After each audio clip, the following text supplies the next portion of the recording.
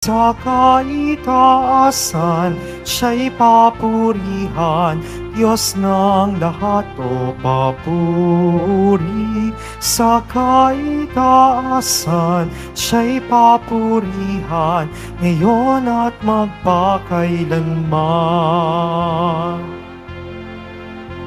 Umawit ang daigdigan, lahat ng naroroon. Umawit ang sangkatauhan, purihin ang Panginoon.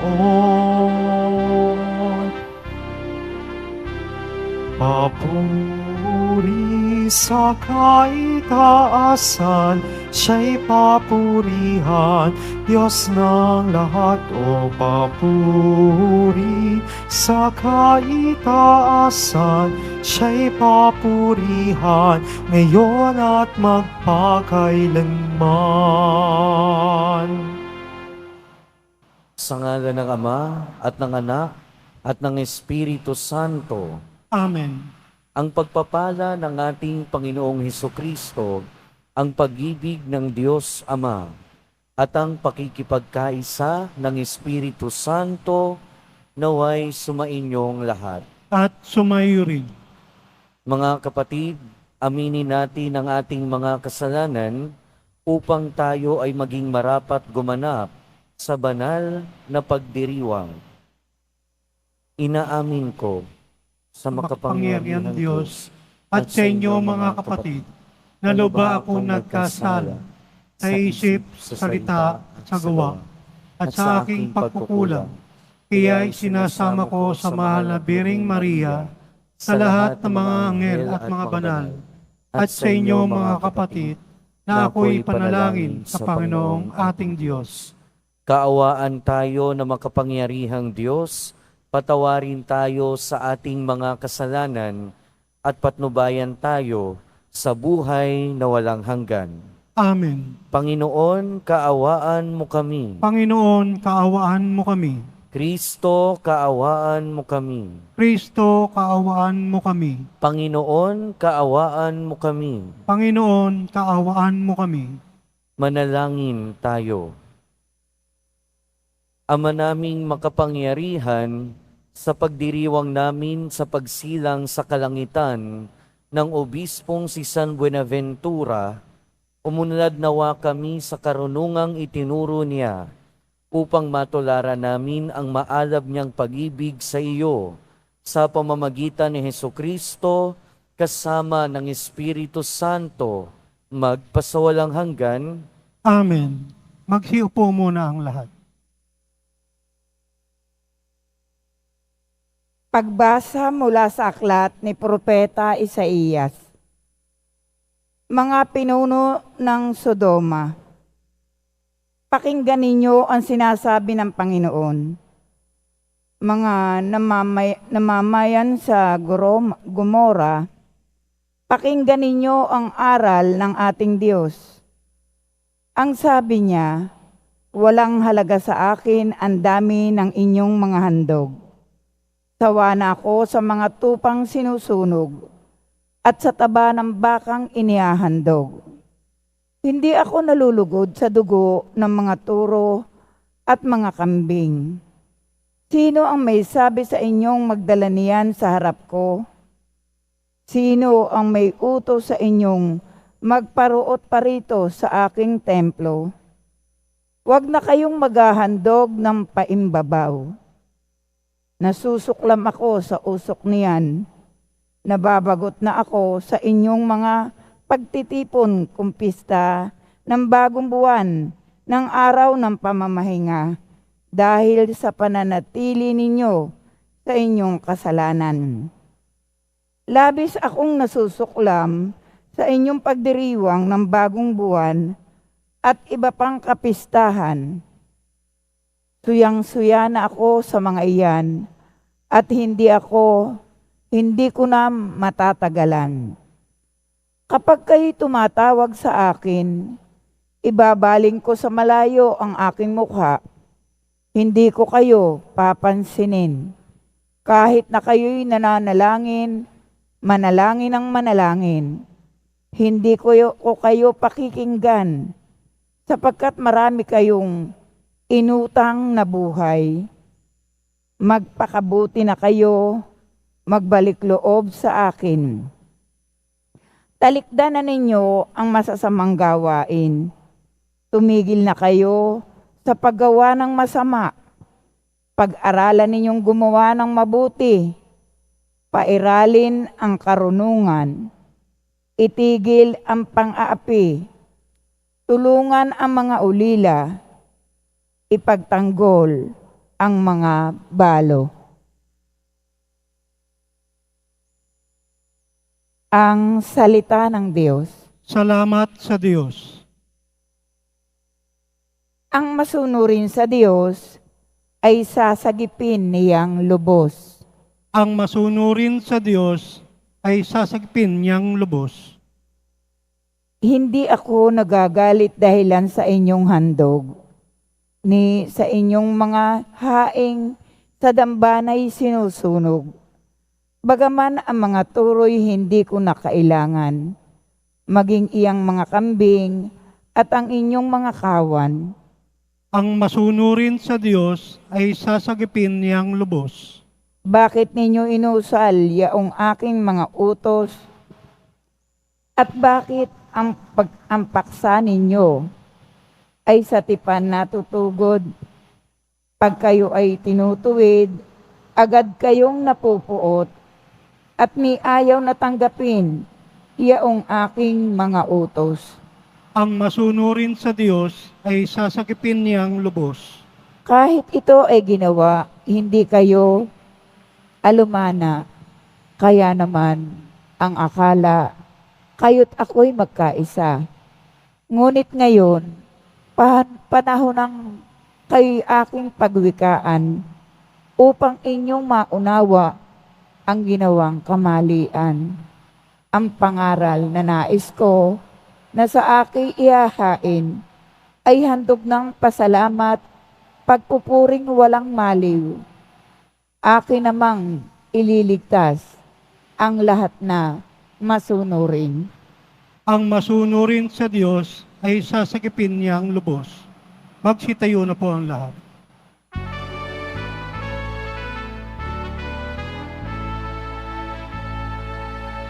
Alleluia, Alleluia, Alleluia, Alleluia.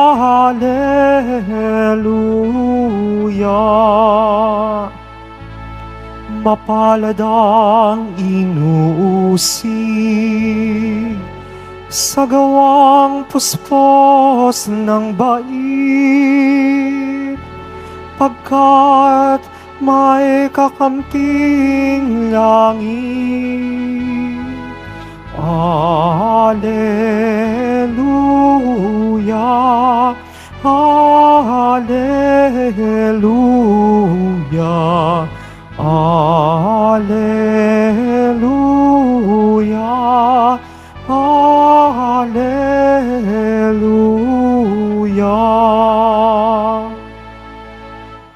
Sumainyo ang Panginoon. At sumayo rin. Ang mabuting balita ng Panginoon ayon kay San Mateo. Papuri sa iyo, Panginoon. Noong panahong iyon, sinabi ni Jesus sa kanyang mga apostol, "Huwag ninyong isiping naparito ako upang magdala ng kapayapaan sa lupa. Naparito ako upang magdala ng tabak, hindi kapayapaan. Sapagkat naparito ako upang papaglabanin ang anak na lalaki at ang kanyang ama, ang anak na babae at ang kanyang ina, ang manugang na babae at ang kanyang biyenang babae, at ang kaaway ng isang tao ay ang kanya na ring kasambahay.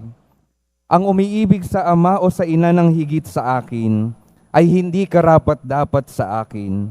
At ang umiibig sa anak na lalaki o babae ng higit sa akin ay hindi karapat-dapat sa akin. Ang hindi nagpapasa ng kanyang krus at sumusunod sa akin ay hindi karapat-dapat sa akin. Ang nag-iingat ng kanyang buhay ay siyang mawawalan nito. at ang nawawalan ng kanyang buhay dahil sa akin ay magkakamit nito. Ang tumatanggap sa inyo ay tumatanggap sa akin, at ang tumatanggap sa akin ay tumatanggap sa nagsugo sa akin. Ang tumatanggap sa isang propeta dahil siya'y propeta ay tatanggap ng gantimpala ukol sa propeta. At ang tumatanggap sa isang taong matuwid dahil sa siya'y matuwid ay tatanggap ng gantimpalang nauukol sa taong matuwid. At sino mang magbigay ng kahit isang basong tubig na malamig sa isa sa maliliit na ito, dahil sa ito'y alagad ko, tinitiyak ko sa inyong tatanggap siya ng gantimpala. Matapos tagubilinan ang 12 alagad, umalis si Jesus upang magturo at mangaral sa mga bayang malapit doon. Mga kapatid, ang mabuting balita ng Panginoon. Pinupuri ka namin, Panginoong Hesukristo. Magsiupo muna tayong lahat.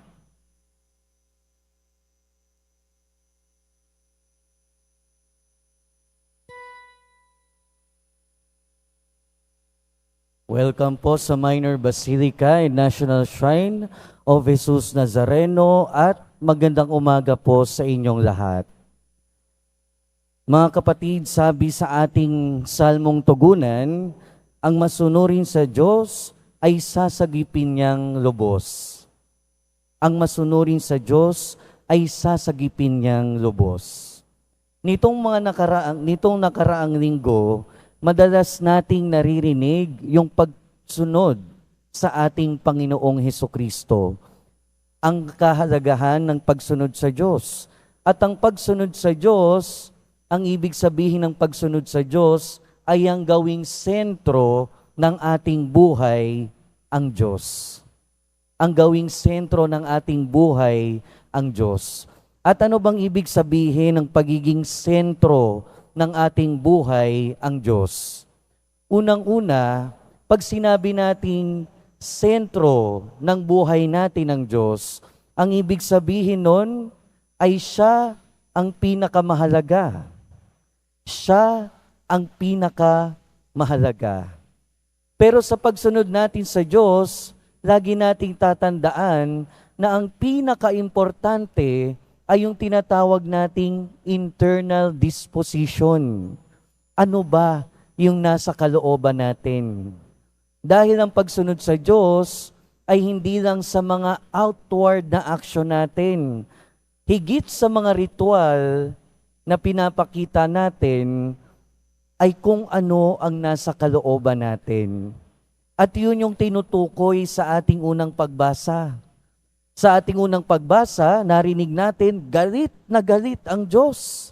Galit na galit sa bayan niyang Israel. Narinig natin, ayaw nang tanggapin ng Diyos ang kanilang mga alay.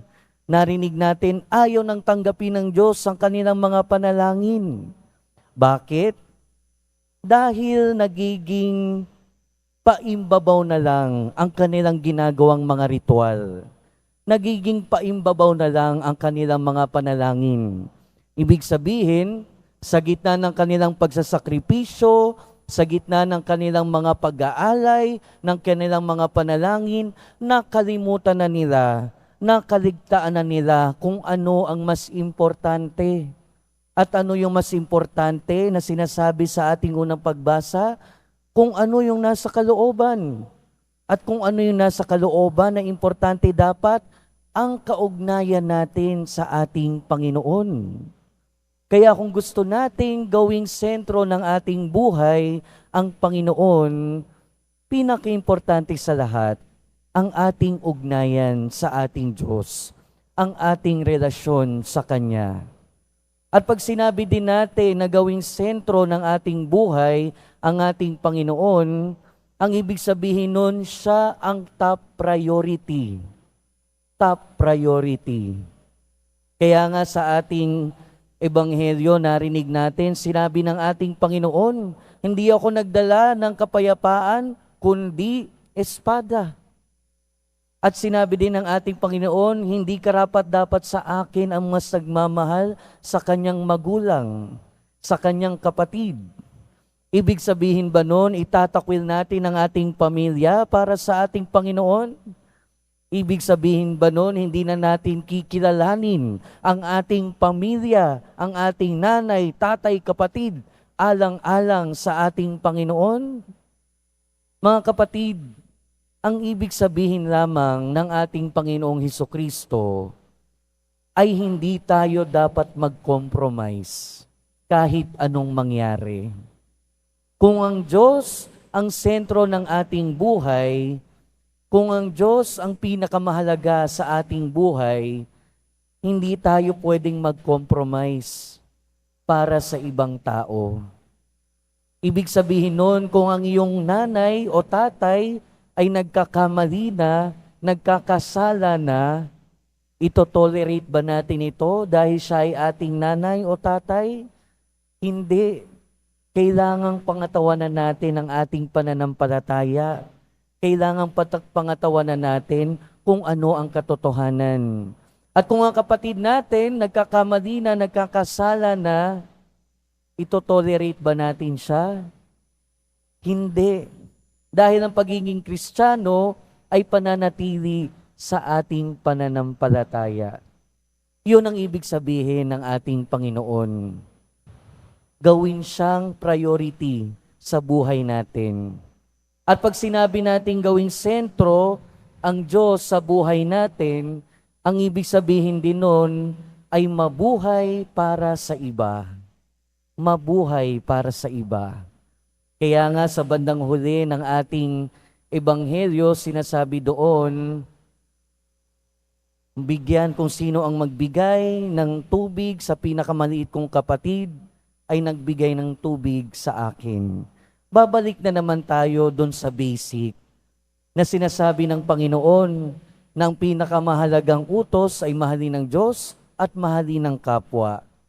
At kung minamahal natin ng Diyos, kung sentro ng ating buhay ay ang Diyos, walang ibang paraan na maipakita ito kundi ang pamumuhay para sa iba. Ang pagpapakita ng malasakit sa iba, ang pagbibigay ng tulong sa iba. Kaya ngayon, ang paalala sa atin ng ating mga pagbasa, gawing sentro ng buhay natin ang Panginoon. At magsisimula ito sa ating sarili, sa pagsunod sa Kanya ng totoong totoo at ng buong puso. Ang paglalagay ng Diyos sa ating buhay ng top priority at ang pagsunod sa Kanya sa pamamagitan ng pamumuhay o pag-aalay ng ating buhay para sa iba. Amen. Magsitayo na po ang lahat.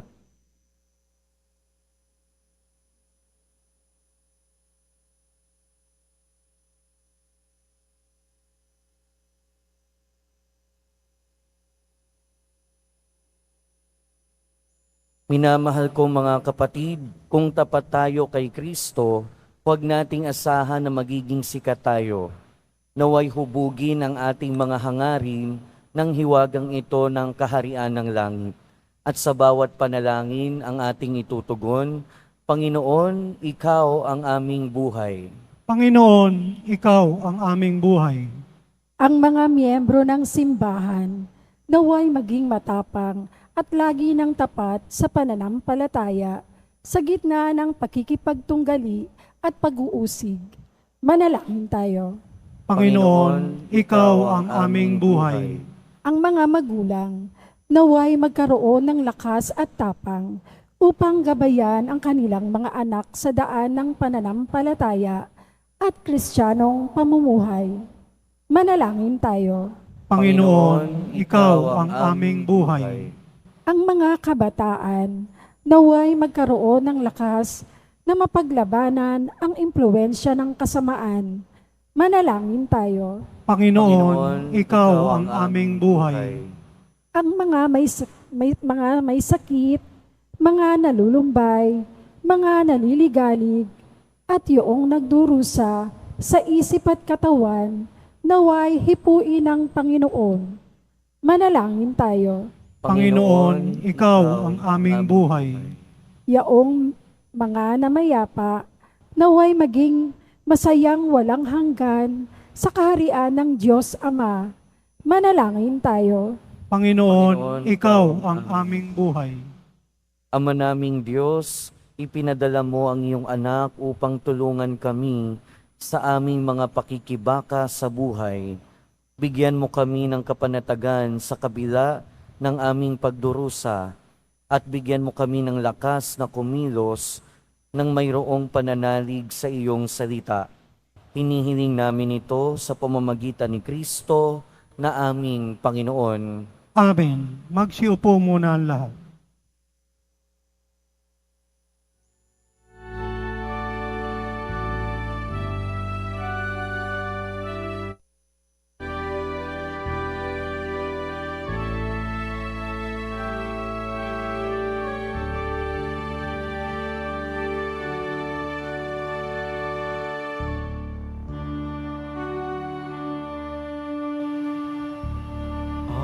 Aming alay sa'yo, Panginoon. Ang tinapay at alak niyong kaloob upang gunitain ang iyong buhay na inialay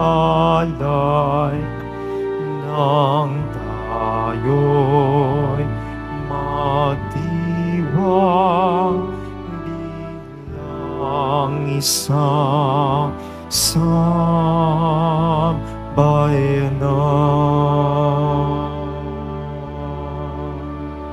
Magsitayo na po ang lahat. Manalangin kayo mga kapatid upang ang paghahain natin ay kalugdan ng Diyos amang makapangyarihan. Tanggapin nawa ng Panginoon itong paghahain sa iyong mga kamay, sa kapurihan niya at karangalan, sa ating kapakinabangan at sa buong sambayanan niyang banal.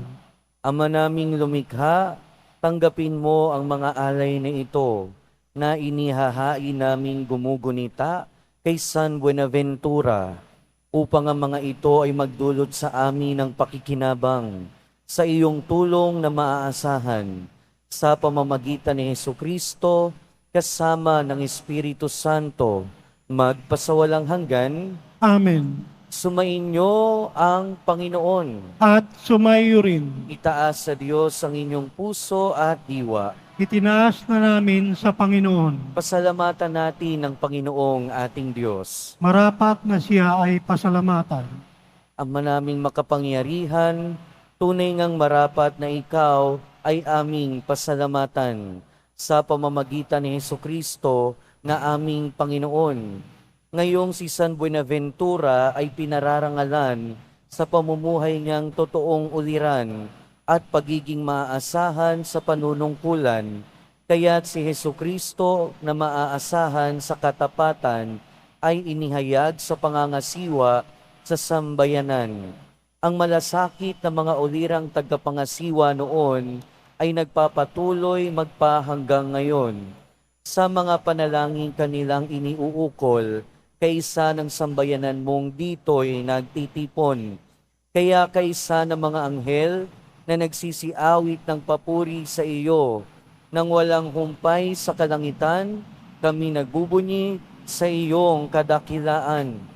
Santo, Santo, Santo Panginoong Diyos ng mga hukbo, napupunuan langit at lupa ng kadakilaan mo, Hosana sa kaitaasan. Pinagpala ang naparirito sa ngalan ng Panginoon, Hosana sa kaitaasan. Magsilod po ang lahat. Ama naming banal, ikaw ang bukal ng tanang kabanalan. Kaya't sa pamamagitan ng iyong Espiritu, gawin mong banal ang kaloob na ito, upang para sa aming maging katawan at dugo ng aming Panginoong Hesukristo. Bago niya pinagtiis ang kusang loob na maging handog, hinawakan niya ang tinapay, pinasalamatan kanya, pinaghati-hati niya iyon, Iniabot sa kanyang mga alagad at sinabi, "Tanggapin ninyong lahat ito at kanin. Ito ang aking katawan na ihahandog para sa inyo."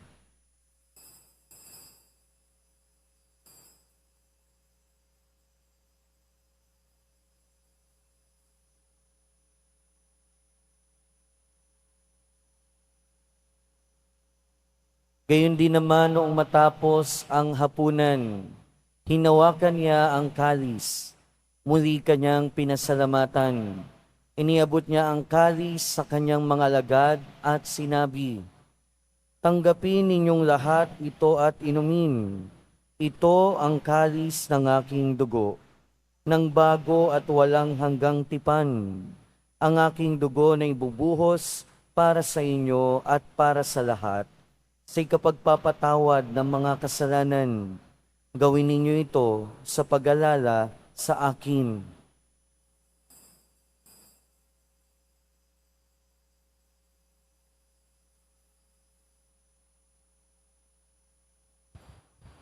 Magsitayo na po ang lahat. Ipagbunyi natin ang misteryo ng pananampalataya. Si Kristo'y namatay, si Kristo'y nabuhay, si Kristo'y babalik sa wakas ng panahon. Ama, ginagawa namin ngayon ang pag-alala sa pagkamatay at muling pagkabuhay ng iyong anak. Kaya tiniaalay namin sa iyo ang tinapay na nagbibigay buhay at ang kalis na nagkakaloob ng kaligtasan. Kami nagpapasalamat dahil kami iyong minarapat na tumayo sa harap mo para maglingkod sa iyo. Isinasamo namin kaming magsasalo-salo sa katawan at dugo ni Kristo ay mabuklod sa pagkakaisa sa pamamagitan ng Espiritu Santo. Ama, lingapin mo ang iyong simbahang laganap sa buong daigdig. Puspusin mo kami sa pag-ibig. Kaisa ni Francisco na aming Papa at ni Jose na aming Obispo at ng Tanang Kaparian. Alalahanin mo rin ang mga kapatid naming nahimlay nang may pag-asang sila'y muling mabubuhay. Gayon din ang lahat ng mga pumanaw. Kaawan mo sila at patuloyin sa iyong kaliwanagan. Kaawan mo at pagindapatin kaming lahat na makasalo sa iyong buhay na walang wakas.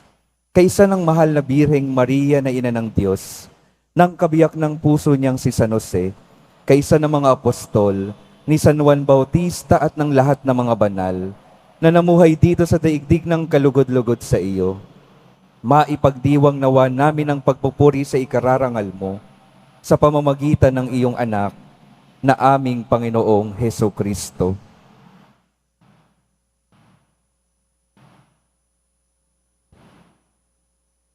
Sa pamamagitan ni Kristo, kasama niya at sa Kanya, ang lahat ng parangal at papuri ay sa iyo, Diyos amang makapangyarihan, kasama ng Espiritu Santo, magpasawalang hanggan. Amen. Sa tagubili ng mga nakagagaling na utos at turo ni Jesus na Panginoon natin at Diyos, ipahayag natin ng lakas loob. Ama namin, sumasalangit ka, sambahin ang ngalan mo. Mapasa amin ang kaharian mo. Sundin ang loob mo dito sa lupa para nang sa langit. Bigyan mo kami ngayon ng aming kakanin sa araw-araw.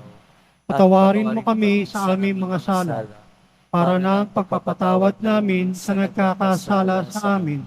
Huwag mo kaming paintulot sa tukso, at iadya mo kami sa lahat ng masama. Hinihiling namin kami adya sa lahat ng masama, pagkalooban ng kapayapaan araw-araw, iligtas sa kasalanan at ilayo sa lahat ng kapahamakan. Samantalang aming pinananabikan ang dakilang araw ng pagpapahayag ng tagapagligtas naming si Heso Kristo. Sapagkat iyong kaharian at ang kapangyarihan at ang kapurihan magpakailanman. Amen. Panginoong Heso Kristo, sinabi mo sa iyong mga apostol, "Kapayapaan ang iniiwan ko sa inyo. Ang aking kapayapaan ang iniiwan ko sa inyo. Tunghayan mo ang aming pananampalataya at huwag ang aming pagkakasala. Pagkalooban mo kami ng kapayapaan at pagkakaisa ayon sa iyong kalooban, kasama ng Espiritu Santo, magpasawalang hanggan. Amen. Ang kapayapaan ng Panginoon ay laging sumainyo. At sumayo rin. Magbigayan kayo ng kapayapaan sa isa't isa. Peace be with you po. Kordero ng Diyos, nag-aalis ng mga kasalanan ng sanlibutan, maawa ka sa amin. Kordero ng Diyos, nag-aalis ng mga kasalanan ng sanlibutan, maawa ka sa amin. Kordero ng Diyos, na nag-aalis ng mga kasalanan ng sanlibutan, ipagkaloob mo sa amin ang kapayapaan. Magsiluhod po ang lahat.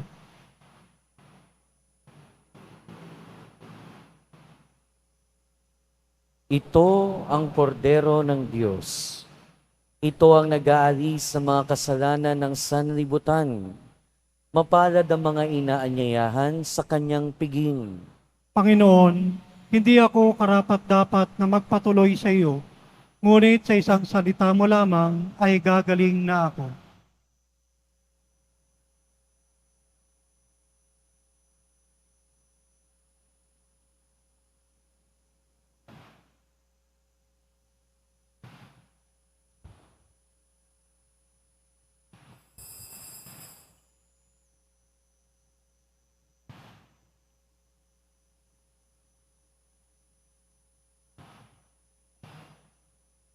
Sa lahat po ng tatanggap na banal na komunyon, sasagot po tayo ng amen. Pagkasabi ng pari o ng lay minister ng katawan ni Kristo, at isubo agad sa bibig bago umalis sa harapan ng pari o lay minister. Sumunod po tayo.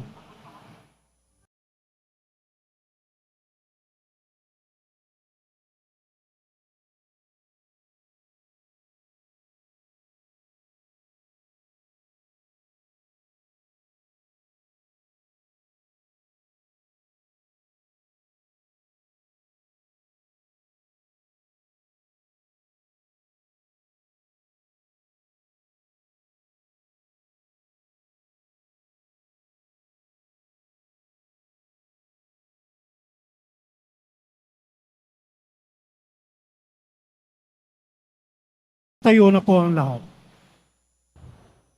Manalangin tayo. Ama naming mapagmahal, kaming sa katawat dugo ni Kristo, nagsipakinabang, ay dumadalangin magkamit ng tiyak na kaligtasan na aming ginaganap ng buong katapatan sa pamamagitan ni Hesukristo kasama ng Espiritu Santo, magpasawalang hanggan. Amen. Sumainyo ang Panginoon. At sumayo rin.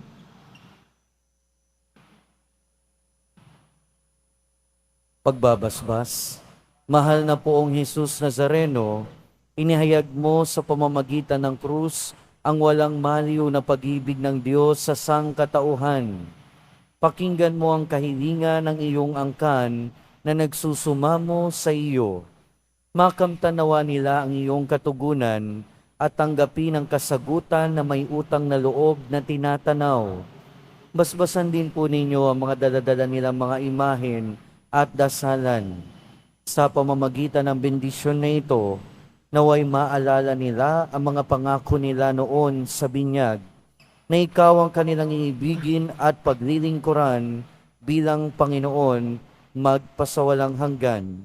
Amen. At pagpalain kayo ng makapangyarihan at mapagmahal na Diyos, ng Ama at ng Anak at ng Espiritu Santo. Amen. Pumayo kayong taglayang kapayapaan ng poong Jesus Nazareno. Salamat sa Diyos.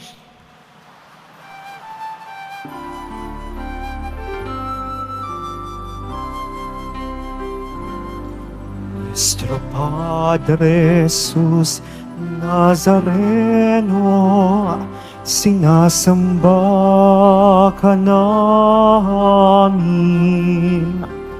Pinipintuho ka namin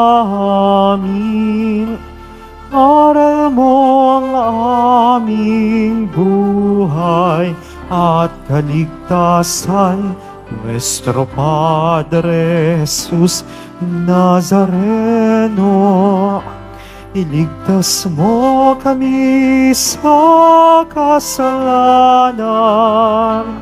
Ang krus mong kinamatayan ay sagisag ng aming kaligtasan.